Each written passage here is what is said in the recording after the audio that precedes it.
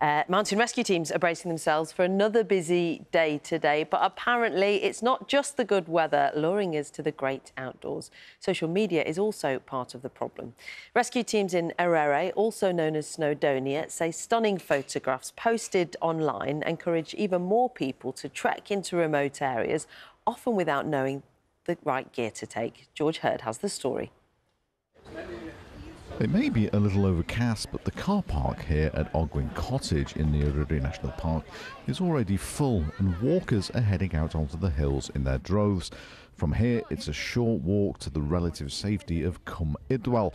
However, it could also lead you to the technically challenging climbs onto the 3,000-foot Tryfan.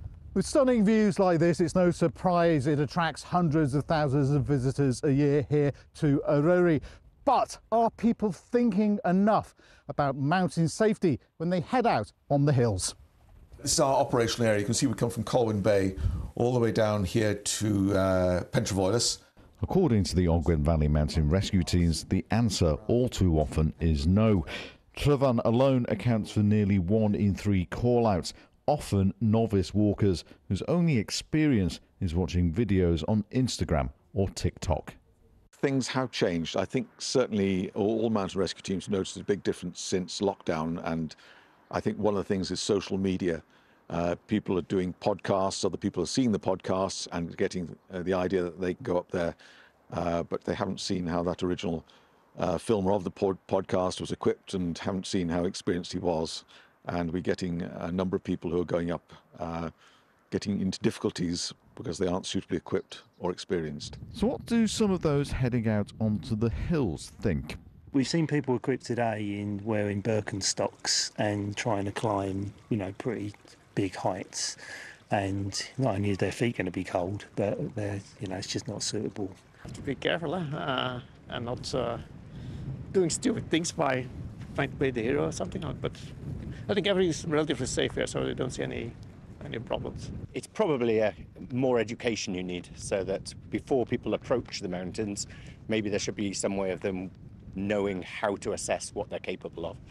And that role of educating visitors is being taken up by Adventure Smart, a body championing safe outdoor activities. Everybody has caught the outdoor adventure bug, I think. Post-COVID, people have discovered that the outdoors is good for their well-being, but they're not doing it with any real understanding, or many of them don't have an understanding of the risks involved and the fact that they could take a few simple actions which would help them mitigate those risks, have a far more enjoyable day and actually not have to call our mountain rescue teams out. The message from mountain rescue teams and Adventure Smart is simple: do some planning, come prepared for the weather, and finally, do enjoy the mountains safely. Well, Alan Hinkes is an ambassador for Mountain Rescue England and Wales and part of the Adventure Smart campaign that we've just been hearing about. He joins us now. Let's start with the positives. Since lockdown, loads more of us are getting out and about and enjoying the great outdoors that's on our doorstep. And that's a good thing, isn't it? It is. It's brilliant. Luckily, we finished here at 8 o'clock. I'm going outdoors back to the Lake District as well. Whereabouts are you off to? Up to the North Lakes, sort of Okay. around the Keswick type area, yeah, going out on the fells. One of my favourite areas. Although I'm a Yorkshireman, I do like Cumbria, the Lake District. That's allowed, Alan. Yeah. That is allowed. And you will be well prepped. I mean, it feels very basic, but talk us through some of the fundamentals that people are overlooking. Yeah, well, this Adventure Smart thing that we've been going on about is brilliant. Have you got the knowledge? I check the weather. Hopefully, I think the weather's OK today. And have you got the right gear? I mean, we're talking about social media as well. These things are useful. You can find things on it. You can download great maps from the Ordnance Survey on them as well. Although it's better to have perhaps a proper map. I've got a proper map in here, Okay. If you can, one of these. Look, I've got a Manchester one, and actually I've got the Yorkshire Dales one rather than the Lake District one.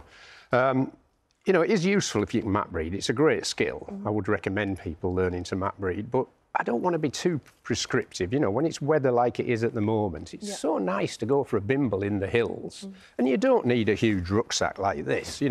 I've got a fleecing. You probably don't need that today. It's going to be warm, but you probably need something like this, a lightweight, waterproof, breathable sort of thing. That would be useful. Obviously, take some water, bit of food, have some reasonable footwear.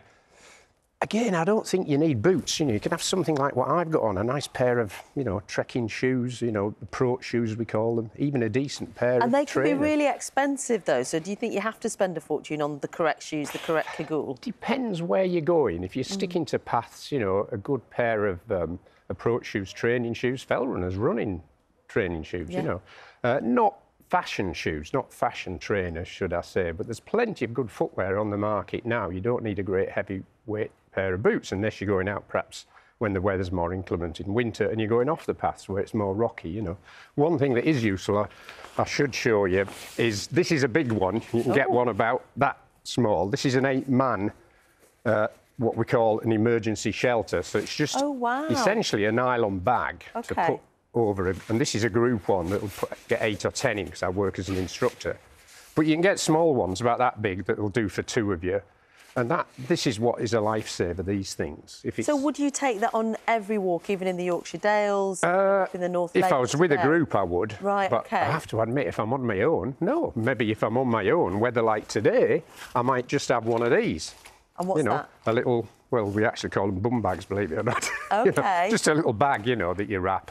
And I might put some water in that, and I might tie this waterproof jacket around my waist and go off. You know, if you've checked the weather, then, you know, you can take, I shouldn't say take a risk, we shouldn't take risks, but, you know, you don't have to be prescriptive and say we always need a huge rucksack full of kit. You just need to know your limits, really. And that is it, isn't it? It's knowing your limits and being aware that circumstances can, you know, a warning that circumstances can change very quickly. What can be the consequence of that? Well, yeah, I mean, nowadays you can call a mountain rescue team out if you've got a phone signal, and obviously that puts pressure on the mountain rescue team. And you know, we're all volunteers, mountain rescue personnel, and we, you know, I'm tempted to say we're happy to come out. We're prepared, and generally we are quite happy to come out for anybody. We're not going to be judgmental.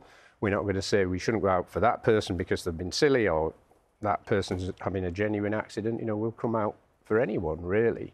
But it is nice if we don't have too much pressure put on the teams, because if they're coming out for someone who's been silly, and then it means we can't go out for a serious accident because we're out doing something else, you know. And funding is that perpetual issue, isn't it, for mountain rescue? And we were hearing in that report from Wales around social media and the impact that that's having, people almost being competitive about wanting to get the correct photo. What would you say about that?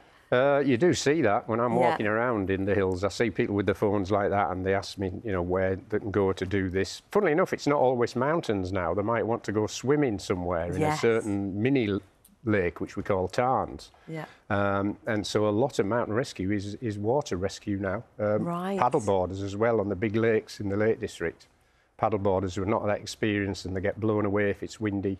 So, interestingly, a lot of mountain rescues are actually water rescues as well in the Lake District. That does make sense, lots of outdoor swimming. And obviously people see on social media, oh, I want to paddleboard this lake or paddleboard this tarn or swim this tarn, so-called wild swimming. It's not wild. People have been swimming in the lakes. Just swimming. Forever. But now we call it wild swimming. Well, a really important warning there, to enjoy the great outdoors, but be prepared, look ahead. Finally, and possibly most crucially, what will be your sandwich of choice when you head up to the lakes today? Pork pie.